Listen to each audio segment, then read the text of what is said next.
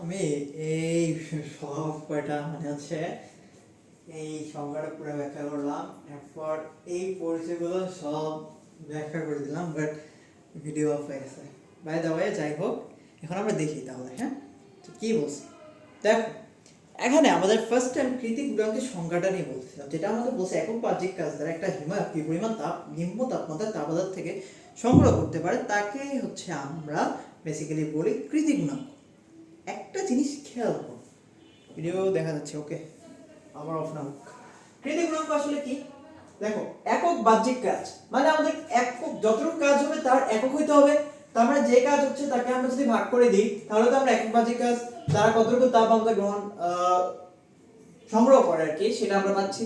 আচ্ছা, সুতরাং কাজকে ভাগ করতে হবে কি পরিমাণ তাপ, নিম্ন তাপমাত্রার তাপমাত্রা।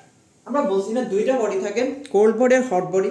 এখন মনে করো আমাদের কোল্ড বডি কি নিম্ন তাপমাত্রা না, যার তাপমাত্রাটা কম।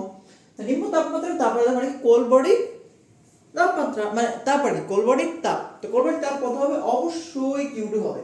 তাহলে যদি একক বাহ্যিক কাজ দ্বারা কোল্ড বডির তাপমাত্রা থেকে সংগ্রহকৃত তাপের মান হিসাব করতে চাই, তাহলে কি আমাদের W ভাগ দিতে হবে একক বাহ্যিক কাজ যেহেতু, আর যেহেতু নিম্ন তাপমাত্রার তাপাধার মানে Q2, তাহলে Q2 কে আমরা যদি W দিয়ে ভাগ করি, তাহলেই তো কি আমরা কৃত্রিম গুণাঙ্ক পেয়ে যাব। মানে আমাদের কতটুকু তাপ আমাদের হিমায়ক সংগ্রহ করবে, নিম্ন তাপমাত্রার তাপমাত্রা থেকে সংগ্রহ করবে, আর একক বাহ্যিক কাজ দ্বারা। যেহেতু কাজকে আমরা একক করতে হবে, সুতরাং একক করার জন্য যে কোনো কিছু আমরা ভাগ দিয়ে দিই, সুতরাং W কে আমরা ভাগ দিয়ে দিব।